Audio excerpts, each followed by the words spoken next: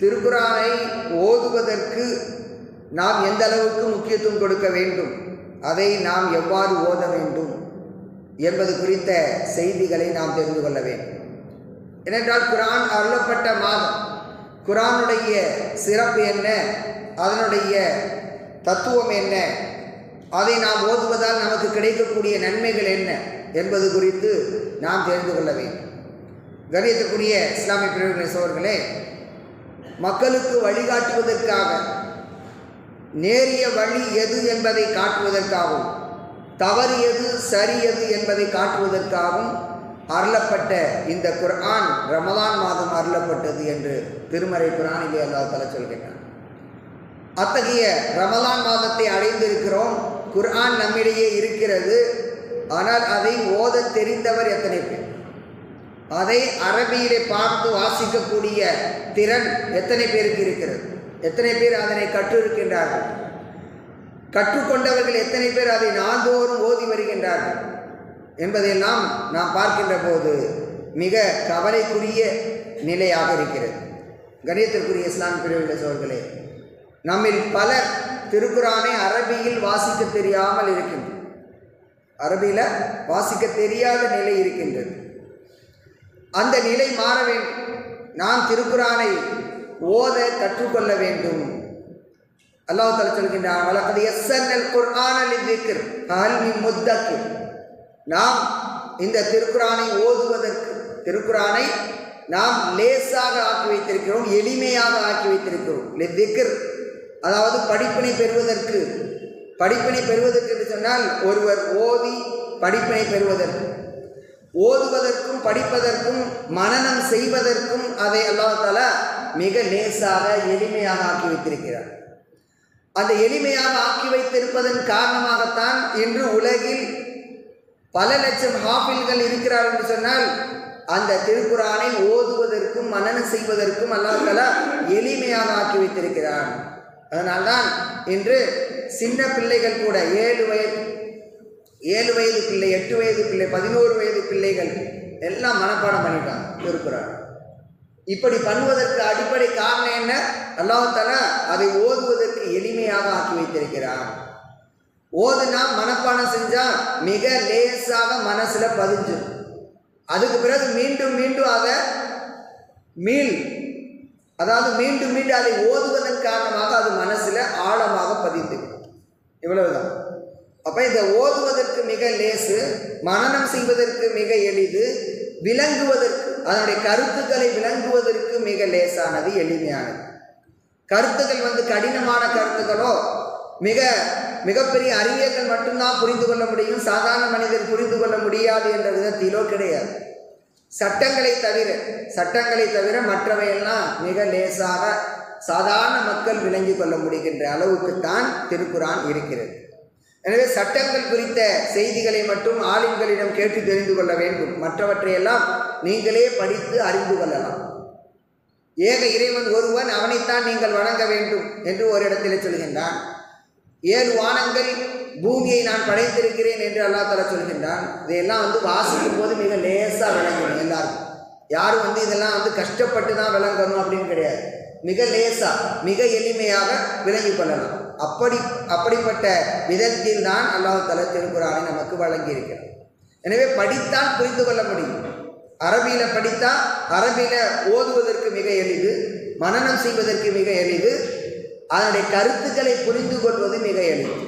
அதாவது எல்லோருக்கும் விளங்கும் வண்ணம் இன்றைக்கு எல்லா மொழிகளிலும், எல்லாருடைய தாய்மொழிகளிலும் அது மொழியாக்கம் செய்யப்பட்டிருக்கிறது.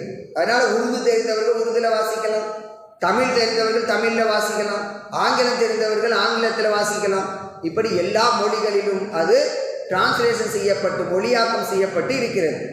எனவே அதை வாசித்து அல்லாஹ் இதனுள் என்ன சொல்கிறான் என்பதை தெரிந்து கொள்ள வேண்டியது ஒவ்வொரு முஸ்லீமுடைய கடமை.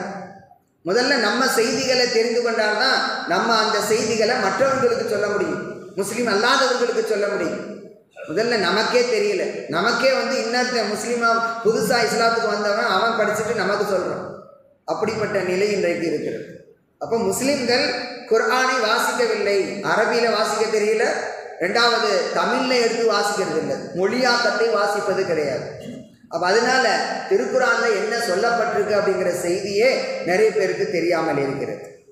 அதனால தான் நபி ஸல்லல்லாஹு அலைஹி வஸல்லம் சொல்கிறாங்க, இக்ரவுல் குர்ஆன ஃபஇன்னஹு யக்தி யௌமல் கியாமா ஷஃபியன் லி அஸ்ஹாபிஹி.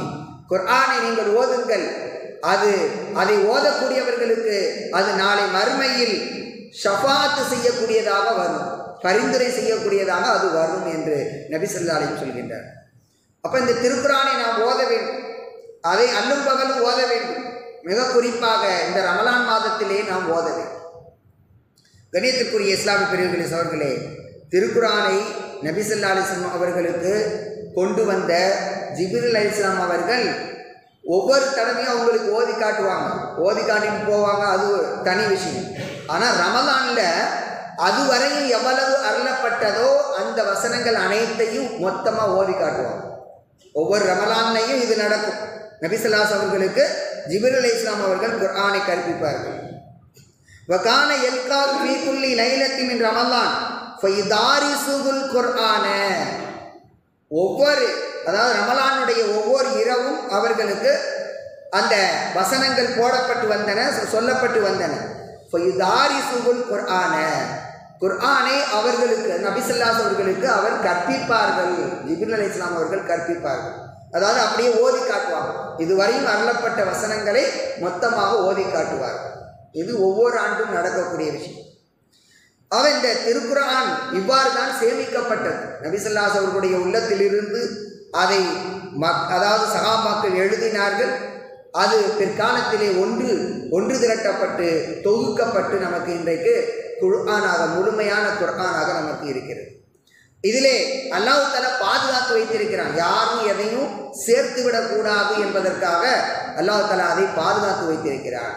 இன்னா நஹ்னு நஸல்னா ஸிக்ர வ இன்னா லஹு லஹாஃபிதுன் என்ற வசனத்திலே சொல்கிறோம். நாம் இந்த திருக்குர்ஆனை நாமே அருளினோ, அதை நாமே பாதுகாப்போம் என்று சொல்கிறார். காரணம் என்ன? முந்தைய சமுதாயத்திலே, முந்தைய வேதங்களிலே அவர்களுடைய குருமார்கள் அதிலே தம்முடைய கருத்துக்களையும் எழுதிவிட்டார்கள். அந்த வேதங்களை மாற்றி மாற்றி தம்முடைய கருத்துக்களையும் அதிலே சேர்த்து கொண்டார்கள். அப்படிப்பட்ட ஒரு நிலை குர்ஆனுக்கு ஏற்பட்டுவிடக் கூடாது என்பதற்காக அல்லாஹ் தஆலா அதை பாதுகாக்கும் பொறுப்பை தானே எடுத்துக்கொண்டார். அந்த அடிப்படையில் தான் அதிலே ஓர் எழுத்து கூட, ஒரு புள்ளி கூட மாற்றப்படாமல், கூட்டவோ குறைக்கவோ படாமல் பாதுகாக்கப்பட்டு இருக்கின்றது. அது இன்று வரை அது பாதுகாக்கப்பட்டு கொண்டிருக்கிறது என்பதை பார்க்கிறோம். எனவே கண்ணியத்துக்குரிய இஸ்லாமிய பிரிவுகளை சோழர்களே, அது நமக்கு வழிகாட்டியாக இருக்கிறது. நம்முடைய அன்றாட குடும்ப வாழ்க்கை மட்டுமல்லாமல் பரஸ்பரம் ஒருவருக்கு ஒருவர் நம்ம எத்தனை பேரை சந்திக்கிறோம், கொடுக்கல் வாங்கல் செய்கிறோம், வியாபாரம் செய்கிறோம், இப்படி எல்லாவற்றிற்கும் வழிகாட்டியாக அது இருக்கிறது. அதே நேரத்தில் அதை நம்பக்கூடியவருக்கும் இறை அச்சம் கொண்டவருக்கும் தான் அது வழிகாட்டியாக இருக்கிறதே தவிர எல்லோருக்கும் வழிகாட்டி கிடையாது. சொன்னால் எத்தனை பேர் புறக்கணிச்சுட்டு போகிறாங்க. அப்போ அவங்களுக்கு இது வழிகாட்டியாக அமையாது. யார் இதை வழிகாட்டியாக ஏற்றுக்கொள்கிறார்களோ, அல்லாஹ்வுக்கு அஞ்சுகிறார்களோ, அவர்களுக்கு தான் இது வழிகாட்டி. தாலிகல் கிதாபு லா ரைப ஃபீஹி ஹுதல் லில் முத்தகீன். இறையச்சமுடையவர்களுக்கு அது வழிகாட்டியாக இருக்கிறது. அப்போ இறைவன் எனக்கு நேரான வழியை காட்ட வேண்டும் அப்படிங்கிற எண்ணத்தோடு அந்த குர்ஆனை நம்ம படிக்கின்ற போது அது நம்முடைய ஒவ்வொரு செயல்பாட்டிற்கும், வாழ்க்கையில் நடைபெறக்கூடிய ஒவ்வொரு செயல்பாட்டிற்கும் அது நமக்கு நேரான வழியை காட்டக்கூடியதாக இருக்கிறது. எனவே கண்ணியத்திற்குரிய இஸ்லாம் பிரிவுகளை சோர்களே, அதை வழிகாட்டியாக உணர்ந்து நாம் படிக்க வேண்டும். இந்த திருக்குர்ஆனின் படி நான் செயல்படுவேன் என்ற எண்ணத்தோடு அந்த திருக்குர்ஆனை நாம் தொட்டு படிக்க வேண்டும். அப்படி படிக்கின்ற போது நிச்சயமாக அது நமக்கு வழிகாட்டும். கண்ணியத்துக்குரிய இஸ்லாமிய பிரிவுகளை சோர்களே, திருக்குர்ஆனை வெறுமனே அரபியில் வாசிக்கிறது மட்டும் இல்லை, அதை சொந்த மொழியில் படிக்கணும், படித்து சிந்திக்கவும் வேண்டும் என்று இந்த திருக்குர்ஆன் நமக்கு கட்டளை போடுகிறது. வெறுமனே வானங்களை படைத்தான், பூமியை படைத்தான், இரவு பகல் மாறி மாறி வருகிறதில் படிப்பினை இருக்கிறது என்றெல்லாம் எல்லாம் சொல்கிறோம். நம்ம சிந்திச்சு பார்க்கணும். இப்போ இரவு பகல் மாறி மாறி வருவதில் படிப்பினை இருக்கிறது என்று சொல்கிறோம். அப்போ இந்த இரவு பகல் எவ்வாறு உண்டாகிறது? இந்த சூரியனை சுற்றி இந்த பூமி சுற்றி கொண்டு இருக்கிறது, எவ்வாறு இது சுழல்கிறது என்றெல்லாம் மனிதன் சிந்திக்க வேண்டும் என்று அல்லாஹ் தஆலா தூண்டுகிறான். கிதாபுன் அன்ஸல்னா இலைக்கும் முபாரக்குன் யத்தப்பரு ஆயாத்தி. அவனுடைய வசனங்களை சிந்திப்பதற்காகத்தான் நாம் உமக்கு இந்த கண்ணியமான குர்ஆனை, பரக்கத் வாய்ந்த குர்ஆனை நாம் அருள் இருக்கிறோம் என்று அல்லாஹ் சொல்கிறார். அப்ப இதை சிந்திக்கணும். எத்தனையோ வசனங்களை அல்லாஹ் சொல்லியிருக்கிறான். அந்த வசனங்கள் குறித்து நாம் சிந்திக்கின்ற போது, வானம் பூமியை குறித்து சிந்திக்கின்ற போது, அல்லாஹ்வுடைய படைப்பினங்களை பற்றி சிந்திக்கின்ற போது, மனிதனை எவ்வாறு அழகிய தோற்றத்திலே படைத்திருக்கிறான், அவனுக்கு எவ்வாறு அவனுடைய அணுக்கள் ஒவ்வொன்றாக சிதைவுறுகின்ற போது புதிதாக தோற்றுவிக்கின்றான் என்பதையெல்லாம் மனிதன் சிந்திக்கின்ற போது இறைவனுடைய ஆற்றல் என்ன என்பதை அவன் தெரிந்து கொள்ளலாம். அப்போ அதனால்தான் அல்லாஹ் தஆலா திருக்குர்ஆனை சிந்தியுங்கள் என்று சொல்கின்றார். அஃபலா யத்ததப்பருன குர்ஆன் வலவ் கான மின் இன்தி கைரில்லாஹ் லவஜது ஃபீ இக்திலாஃபன் கஸீரா. அல்லாஹ் தஆலா மற்றொரு சான்றை சொல்கிறார். இந்த திருக்குர்ஆனை நம்பாதவர்களுக்கு ஒரு செய்தியை சொல்கின்றான். இந்த திருக்குர்ஆனை அவர்கள் சிந்திக்க வேண்டாமா? அவர்கள் அவ்வாறு சிந்தித்தால் இது அல்லாஹ்விடம் இருந்து வரவில்லை என்று இருந்திருந்தால் அதில் அதிகமான கருத்து வேறுபாடுகளை அவர்கள் கண்டிருப்பார்கள் என்று அல்லாஹ் சொல்கின்றார். அப்ப கருத்து வேறுபாடு ஒன்றுக்கு ஒன்று முரண் கிடையாது. 10வது பக்கத்தில் கூறப்பட்ட ஒரு செய்தி 100வது பக்கத்தில் சொல்லப்பட்டிருக்கும். அதுக்கும் இதுக்கும் எந்தவித முரண்பாடும் இல்லாமல் அல்லாஹ் தஆலா சொல்லியிருக்கிறார். அப்ப எத்தனையோ செய்திகளை எந்தவித முரண்பாடும் இல்லாமல் ஒன்றை படிக்கின்ற போது இன்னொரு வசனம் அதற்கு விளக்கமாக இருக்குமே தவிர முரண்பாடாக இருக்காது. அப்படிப்பட்ட வசனங்களைத்தான் அல்லாஹ் தஆலா நமக்கு கொடுத்திருக்கிறான். இப்படி சிந்திக்கின்ற போதே மனிதன் தெரிந்து கொள்ளலாம், இது இறைவனிடமிருந்து வந்த வார்த்தைகள். ஏனென்றால் ஒரு மனிதன் பேசுகின்ற போது ஒரு மாசத்துக்கு முன்னால ஒன்றை பேசியிருப்பான், இன்னொரு மாதம் கழித்து அதே செய்தியை வேறு விதமாக பேசுவான், முன்னுக்கு பின் முரணாக இருக்கும். அல்லது நான் சொன்ன கருத்தை வாபஸ் வாங்கிக் கொள்கிறேன் அப்படின்னு பேசியிருப்பான். இப்படி மனிதர்கள் பேசுவதில் ஏற்றத்தாழ்வு இருக்கும், முரண்பாடு இருக்கும். தன்னுடைய கருத்தை முன் சொன்ன கருத்தை வாபஸ் வாங்கிக்கிறேன் அப்படிங்கிற கருத்து இருக்கும். ஆனால் இறைவனுடைய கருத்துக்கள் அவ்வாறு கிடையாது. அல்லாஹ் தஆலா எல்லாத்தையும் மனிதன் விளங்கி கொள்ளும் விதத்தில் மிக எளிமையான முறையிலே சொல்லியிருக்கிறான். எனவே அதை வாசிக்கின்ற போது கொஞ்சம் கொஞ்சமாக மனிதனுக்கு அறிவு பெருகும், சிந்தனை அவனுக்கு சிறகடித்து ஓடும். அந்த அளவிற்கு அல்லாஹ் தஆலா இந்த குர்ஆனை அமைத்திருக்கிறான். எனவே இதில் கருத்து வேறுபாடு இல்லை என்பதே இது அல்லாஹ்விடமிருந்து வந்தது என்பதற்கான சான்றாகும். எனவே கண்ணியத்துக்குரிய இஸ்லாம் பெரியவர்களே அவர்களே, நாம் அதிலே கவனிக்க வேண்டும். சிந்திக்காமலேயே சில பேர் குர்ஆனை வெறுக்கின்றார்கள், குர்ஆனை நாங்கள் ஏற்றுக்கொள்ள மாட்டோம் என்று சொல்கின்றார்கள். அத்தகையவர்களுக்கு அல்லாஹ் தஆலா கடுமையாக ஒரு வார்த்தையை கேட்கிறான். அஃபலா யத்ததப்பருன குர்ஆன அம் அலா குலூபின் அக்ஃபாலுஹா. அவர்கள் குர்ஆனை சிந்திக்க வேண்டாமா? அவருடைய உள்ளங்களிலே பூட்டு தொங்குகின்றனவா, பூட்டு போடப்பட்டுள்ளதா அவங்களுடைய உள்ளத்துல அப்படின்னு கேட்கிறோம். அதாவது சிந்திக்க வேண்டும், குர்ஆனை சிந்திக்க வேண்டும் என்று அல்லாஹ் தஆலா வலியுறுத்துகிறான். அப்ப சிந்திக்கின்ற போது நிச்சயமாக இந்த குர்ஆன் இறைவனிடமிருந்து வந்த வார்த்தைகள் தான் என்பதை ஒவ்வொருவரும் ஏற்றுக்கொள்வார். அத்தகைய விதத்திலே தான் குர்ஆன் அமைக்கப்பட்டுள்ளது. எனவே கண்ணியத்துக்குரிய இஸ்லாம் பெரியவர்களே சகோதரர்களே, நாம் குர்ஆனை வாசிக்க வேண்டும். ஒன்று அரபியில் வாசிக்க வேண்டும், இரண்டாவது அதை தம்முடைய சொந்த மொழியிலே படித்து பார்க்க வேண்டும், மூன்றாவது படித்த விஷயங்களை சிந்தித்து பார்க்க வேண்டும். வெறுமனே படிச்சுட்டு போயிடக்கூடாது. இறைவன் இவ்வாறு சொல்கின்றான், அல்லாஹ் இவ்வாறு சொல்கின்றான், இதனுடைய பொருள் என்ன, எதற்காக இவ்வாறு சொல்கின்றான் அப்படின்னு சொல்லி சிந்தித்து பார்க்க வேண்டும். வானங்களை பார்க்க வேண்டும், பூமியை பார்க்க வேண்டும், மனித படைப்புகளை பார்க்க வேண்டும். இப்படியெல்லாம் பார்க்கின்ற போதுதான் இறைவனுடைய ஆற்றலை நாம் மிக தெளிவாக அறிந்து கொள்ள முடியும். கண்ணியத்திற்குரிய இஸ்லாமிய பெரியவர்களே சகோதரர்களே, இந்த திருக்குர்ஆனை நாம் ஓதுவதன் காரணமாக அது நாளை மறுமையிலே நமக்கு பரிந்துரை செய்யும். இந்த நோன்பு நோக்கின்றமே இந்த ரமலான் மாதத்திலே, இந்த நோன்பும் நாம் அதிகமாக ஓதக்கூடிய இந்த திருக்குர்ஆனும், இந்த இரண்டும் நாளை மறுமையிலே நமக்காக பரிந்துரை செய்யும். இது குறித்த செய்தி முஸ்னத் அஹ்மத் என்ற நூலிலே பதிவு செய்யப்பட்டிருக்கிறது. நபி ஸல்லல்லாஹு அலைஹி வஸல்லம் சொல்கின்றார்கள், அஸ்ஸியாமு வல் குர்ஆன் யஷ்ஃபஆனி லில் அப்தி யௌமல் கியாமா. குர்ஆன், அதாவது நோன்பும் குர்ஆன், இந்த இரண்டும் நாளை மறுமையிலே ஒரு அடியாருக்கு பரிந்துரை செய்யும். ரெண்டுமே சிபாரிசு செய்யும். அப்ப அந்த சியாம் நோன்பு சொல்லும், இறைவா நான் இந்த அடியாரை உணவு சாப்பிடுவதிலிருந்தும் தன்னுடைய ஆசைகளை அவர் கட்டுப்படுத்திக் கொள்ளும் விதத்திலே அந்த ஆசைகளையும் தடுத்திருந்தேன். அவர் சாப்பிட முடியாது, குடிக்க முடியாது, அப்படி நான் தடுத்திருந்தேன். அவருடைய ஆசைகளை நான் தடுத்திருந்தேன். இதையெல்லாம் அவரை விட்டு நான் தடுத்திருந்தேன். பகல் முழுக்க அவர் உண்ணாமல் இருந்தார். எனவே அவருடைய விஷயத்தில் என்னுடைய பரிந்துரையை நீ ஏற்றுக்கொள் என்று அந்த நோன்பு அல்லாஹ்விடத்திலே வாதாடும்.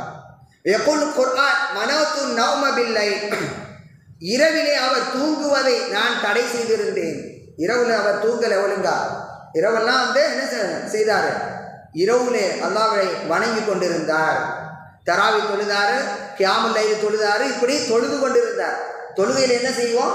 குர்ஆன் தானே ஓதுறோம். அப்போ அதுதான் அந்த குர்ஆன் சொல்லும், நான் இரவு தூங்காமல் அவரை தடுத்திருந்தேன். எனவே அவருடைய விஷயத்தில் என்னுடைய பரிந்துரை ஏற்றுக்கொள் என்று அந்த குர்ஆனும் வாதாடும். இப்படி ரெண்டு பேரும் வாதாடுகின்ற போது இரண்டு பேருடைய பரிந்துரையும் ஏற்றுக்கொள்ளப்படும். அதாவது நோன்பு நமக்காக செய்யக்கூடிய பரிந்துரையும் குர்ஆன் நமக்காக செய்யக்கூடிய பரிந்துரையும் ஏற்றுக்கொள்ளப்படும். எனவே நோன்பு நோற்றவர்கள் எல்லாம் கவலைப்பட தேவையில்லை, குர்ஆனை ஓதியவர்கள் எல்லாம் கவலைப்பட தேவையில்லை. நமக்காக அந்த நோன்பும் குர்ஆனும் நாளை மறுமையிலே பரிந்துரை செய்யும். எனவே இந்த திருக்குர்ஆனை ஓதுவதை தொடர்ந்து நாம் கடைபிடிக்க வேண்டும்.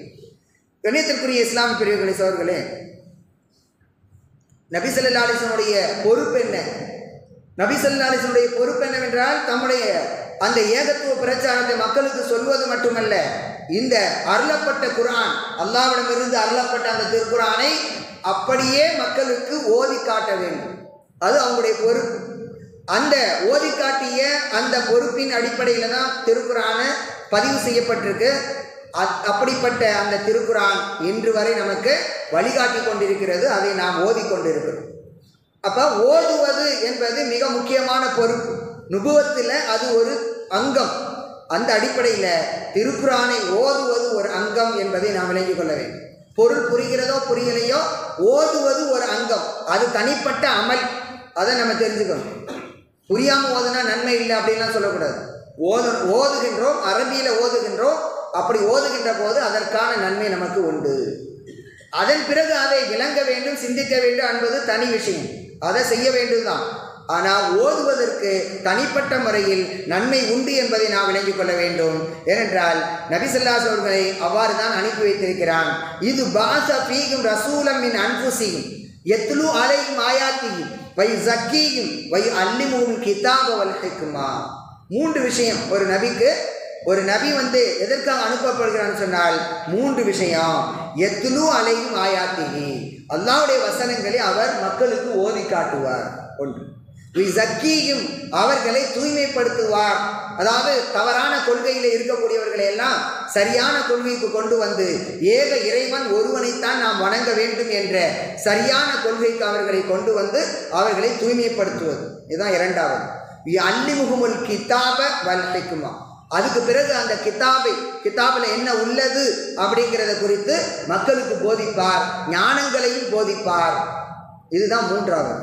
அப்போ மூன்றாவது தான் ஹதீஸ், நமக்கு அருளப்பட்ட நபி ஸல்லல்லாஹு அலைஹி வஸல்லம் நமக்கு சொன்ன ஹதீஸுகள். ஆக இவற்றை பேண வேண்டியது ஒரு நபியுடைய, ஒரு இறை தூதருடைய கடமை. அதை நபி ஸல்லல்லாஹு அலைஹி வஸல்லம் செய்திருக்கின்றார்கள். அந்த வகையில் திருக்குர்ஆனை ஓதுவது ஒரு தனிப்பட்ட அமல் என்பதை நாம் விளங்கிக் கொள்ள வேண்டும். கணியத்திற்குரிய இஸ்லாம் பிரிவுகளை சொல்கிறேன். அதே வசனத்தை இன்னொரு இடத்திலே ஜும்ஆ அப்படிங்கிற அந்த சூறாவில் சொல்கிறோம். ஹுவல்லதி பாஸத்தில் உம்மீன ரசூலம் மின்ஹும் யத்லு அலைஹிம் ஆயாத்திஹி வ ஸக்கீஹிம் வ யுஅல்லிமுல் கிதாப வல் ஹிக்மா. இங்கே அதே விஷயத்தை சொல்கிறோம். எழுத படிக்க தெரியாத அந்த சமுதாயத்திலே நபியை அல்லாஹ் தஆலா அனுப்புகிறான். ஒரு தூதரை, அவர்களிலிருந்தே ஒரு தூதரை அல்லாஹ் தஆலா அனுப்பினான். அவர் என்ன செய்வார்? யத்லு அலைஹிம் ஆயாத்திஹி, அவனுடைய வசனங்களை, அல்லாஹ்வுடைய வசனங்களை ஓதி காட்டுவார். ஸக்கீயும், அவர்களை தூய்மைப்படுத்துவார். அல்லிமுல் கிதாப வல் ஹிக்மா, அவர்களுக்கு அந்த வேதத்தையும் ஞானத்தையும் அவர் கற்பிப்பார். இப்போ இந்த மூன்று விஷயங்களை நபி ஸல்லல்லாஹு அலைஹி வஸல்லம் நமக்கு செய்திருக்கின்றார்கள். அந்த வகையில் இந்த திருக்குர்ஆனை ஓதுவது தனிப்பட்ட அமல். எனவே அதை நாம் கடைபிடிக்க வேண்டும், தொடர்ந்து கடைபிடிக்க வேண்டும். கணியத்திற்குரிய இஸ்லாம் பிரிவுகளை சகோதரர்களே, இந்த திருக்குர்ஆனை ஓதுவது மிக முக்கியமானது. நாம் தொடர்ந்து அதை ஓத வேண்டும். இன்னல்லதீன யத்லூன கிதாபல்லாஹ் வ அகாமுஸ் ஸலாஹ வ அன்ஃபகு மிம்மா ரஸக்னாஹும் சிர்ரம் வ அலானியா யர்ஜூன திஜாரத்தன் லன் தபூர். அல்லாஹ் தஆலா ஒரு செய்தியை சொல்கிறான், மிக முக்கியமான செய்தி. யார் அல்லாஹ்வுடைய வேதத்தை ஓதுகின்றார்களோ, தொழுகையை நிலைநாட்டுகிறார்களோ, ஜக்காத்தை கொடுக்கின்றார்களோ, இவர்கள் எல்லாம் நாம் வழங்கிய அந்த பொருளிலிருந்து, பொருளாதாரத்திலிருந்து ரகசியமாகவும் பகிரங்கமாகவும் செலவு செய்கின்றார்களோ, இவர்கள் எல்லாம் நஷ்டமடையாத ஒரு வியாபாரத்தை எதிர்பார்க்கின்றார்கள். அல்லாஹ்விடத்தில் நம்ம வியாபாரம் செய்வதை போல நம்ம நம்முடைய நேரத்தை எல்லாம் அல்லாஹ்வுக்காக ஒதுக்குறோம். அதுக்கு பதிலாக அல்லாஹ் என்ன கொடுக்குறான்? நமக்கு நாளை சொர்க்கத்தை கொடுக்கிறான். நஷ்டமடையாத ஒரு வியாபாரத்தை நாம் செய்கின்றோம் அல்லாஹ்விடத்தில். அப்போ அல்லாஹ் தஆலா கொடுத்த வேதத்தை ஓதுறோம், திருக்குர்ஆனை அதாவது தொழுகையை நிலைநாட்டுகிறோம், ஜக்காத்தை உரிய முறையிலே கொடுத்து வருகிறோம். இந்த 3 விஷயங்களை நாம் செய்தால் அல்லாஹ்விடத்தில் ஒரு நஷ்டமில்லாத ஒரு வியாபாரத்தை நாம் செய்பவர்களைப் போல இதற்கான பிரதிபலன் நாளை மறுமையிலே நமக்கு கிடைக்கும் என்பதை அல்லாஹ் தஆலா மிக தெளிவாக அல் ஃபாத்திர் என்ற அத்தியாயத்திலே சொல்லி காட்டுகிறார். கண்ணியத்திற்குரிய இஸ்லாமிய பிரிவுகளை சகோதரர்களே, திருக்குர்ஆன் ஓதுவது, தொழுவது, ஜக்காத்தை உரிமையை கொடுப்பது மிக முக்கியமான அமல்கள் என்பதை நாம் விளங்கிக் கொள்ள வேண்டும். இந்த திருக்குர்ஆனை நாம் ஓதுகின்ற போது அதிலே லட்சக்கணக்கான எழுத்துக்கள் இருக்கின்றன. அவற்றை ஓதுகின்ற போது ஒவ்வொரு எழுத்துக்கும் தனிப்பட்ட முறையில் 10 நன்மைகளை அல்லாஹ் கொடுக்கிறார். இது குறித்து நபி ஸல்லல்லாஹு அலைஹி வஸல்லம் சொல்லக்கூடிய செய்தி திர்மிதி என்ற நூலிலே பதிவு செய்யப்பட்டிருக்கிறது. மன் கரஅ ஹர்ஃபம் மின் கிதாபில்லாஹ் ஃபலஹு பிஹி ஹஸனா. யார் அல்லாஹ்வுடைய வேதத்திலிருந்து ஓர் எழுத்தை ஓதுகிறாரோ அவருக்கு அதன் மூலம் ஒரு நன்மை உண்டு. அந்த ஒரு நன்மை என்பது வல் ஹஸனத் பி அஷ்ரி அம்சாலிஹா, ஒரு நன்மை என்பது 10 நன்மைகளுக்கு சமமாகும். அதாவது ஒரு நன்மை வெறுமனே ஒரு நன்மை அல்லாஹ் எழுத மாட்டோம், 10 நன்மைகளாக அல்லாஹ் கொடுப்போம். அல்லாஹ்வுடைய கணக்கு அப்படிதான். அடியார்கள் ஒரு நன்மை செய்தால் அதுக்கு 10 மடங்கு நன்மை அல்லாஹ் கொடுத்துருவோம். அப்போ அந்த அடிப்படையில் 10 நன்மைகளை அல்லாஹ் கொடுப்பான். லா அகூலு அலிஃப் லாம் மீம் ஹர்ஃப்.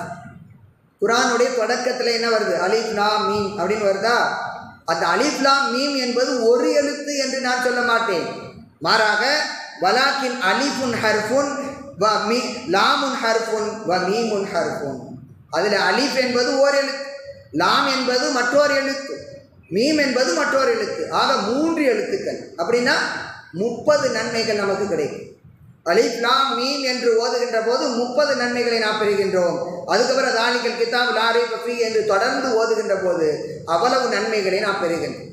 எனவே கண்ணியத்துக்குரிய இஸ்லாமிய பிரிவுகளை சகோதரர்களே, குர்ஆன் ஓதுவதை சாதாரணமாக நாம் கருதிவிடக்கூடாது. அதற்கு அதிகமான நன்மைகள் இருக்கின்றன என்பதை நாம் விளங்கிக் கொள்ள வேண்டும். திருக்குர்ஆன் ஓதுகின்ற போது இப்போ பள்ளிவாசலில் எவ்வளவோ பேர் குர்ஆன் ஓதணும், ஆனால் அங்கேயும் பேசிகிட்டு இருக்காங்க சில பேர். இடையூறு கொடுக்கும் விதமாக, தொழுகைக்கு இடையூறு கொடுக்கும் விதமாக, அல்லது குர்ஆன் ஓதுவதற்கு இடையூறு கொடுக்கும் விதமாக பேசிக்கிட்டு இருக்கிறாங்க. அப்போ பேசக்கூடியவர்கள் வெளியில் போயிடணும், வெளிப்பள்ளிக்கு போயிடணும். அப்போ அமல் செய்கிறோமோ இல்லையோ அடுத்தவருக்கு தொல்லை கொடுக்கக்கூடாது. இது மிக முக்கியமானது. ஒருவர் தொல்லை கொடுக்காமல் இருந்தாலே அதுவே மிகப்பெரிய நன்மை தான். எனவே இது மிக முக்கியமாக கவனிக்க வேண்டியது ஒவ்வொரு பள்ளியிலும் நடக்கக்கூடிய விஷயம்தான். பள்ளிவாசலுக்குள்ளே தான் பேசிகிட்டு இருப்பாங்க நிறைய பேர். அப்போ இது மாதிரி நம்ம ஈடுபட்டு விடக்கூடாது, அடுத்தவர்களுக்கு தொல்லையாக நாம் அமைந்து விடக்கூடாது. பள்ளிவாசலில் இபாதத்துகள் செய்ய வேண்டும். குர்ஆன் ஓத தெரியலைங்க எனக்கு, அப்போ நீங்கள் திக்ரு செய்யலாம். சுபான் அல்லா அல்ஹம்துலில்லாஹ் அல்லாஹ் அக்பர் திக்ரு செஞ்சுட்டு போகலாம். எவ்வளவோ நன்மைகள் இருக்குது. அப்போ இது மாதிரி நன்மைகளை ஈட்டிக் கொள்வதற்கு தான் பள்ளிவாசலை தவிர அடுத்தவருடைய அமலை கெடுத்து விடக்கூடாது. அப்படிப்பட்ட நிலைக்கு நாம் ஆளாகிவிடக்கூடாது. எனவே கண்ணியத்திற்குரிய இஸ்லாம் பிரிவுகளை கடைசியாக ஒரு செய்தி, ஒருவர் குர்ஆன் ஓதுகிறார், நல்ல விதமாக சரளமாக ஓதுகிறார். அப்படிப்பட்டவர் கண்ணியமான மலக்குகளோடு நாளை மறுமையில இருப்பார். மா சஃபரத்தில் கிராமில் பரரா, நல்லோர்களான கண்ணியமான மலக்குகளோடு அவர் இருப்பார்.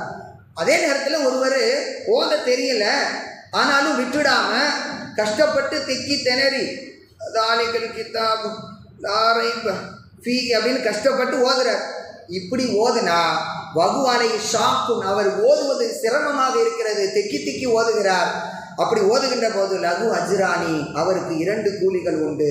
ஒன்று ஓதுவதற்கான கூலி, இன்னொன்று சிரமத்தை ஏற்றுக்கொள்வதற்கான கூலி. அப்போ எனக்கு ஓத தெரியாதுங்க அப்படின்னு சொல்லி அந்த குர்ஆனை வச்சிடக்கூடாது, முயற்சி பண்ண வேண்டும். இன்றைக்கு குர்ஆனை ஓதுவதற்கு எல்லா விதமான வழிகளும் இருக்கின்றன. எல்லா விதமான எளிய வழிகளும் இருக்கின்றன. ஆன்லைனில் பாடம் நடத்துகிறாங்க. நம்முடைய பள்ளிவாசல் தலைவர் கூட ஆன்லைனில் பாடம் நடத்துகிறாங்க. குரானை ஓதி கொடுக்குறாங்க தஜ்வீத் முறைப்படி.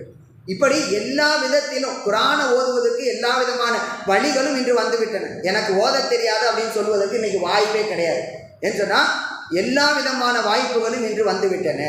அதனால் ஆன்லைனில் கற்றுக்கலாம். அதுக்கப்புறம் நேரடியாக உஸ்தாத்தை படிச்சுக்கலாம். அல்லது யூடியூப்பில் நிறைய வீடியோக்கள் இருக்கின்றன. அவற்றின் மூலம் நம்ம அதை பார்த்து கற்றுக்கொள்ளலாம். அதுக்கு ஏராளமான வழிகள் இருக்கின்றன. வழக்கது எஸ்என்எல் குர்ஆன் அப்படிங்கிற அந்த வார்த்தைக்கு ஏற்ப அல்லாஹ் தஆலா என்று குர்ஆனை ஓதுவதற்கு மிக லேசாக ஆக்கிவிட்டார். எனவே ஓத தெரியாதவர்கள் ஓத கற்றுக்கொள்ள வேண்டும்.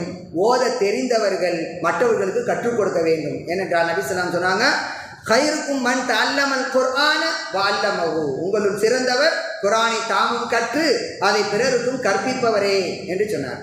அப்ப குர்ஆனை கற்றுக்கொண்டவர்கள் பிறருக்கு கற்பிக்க வேண்டும்.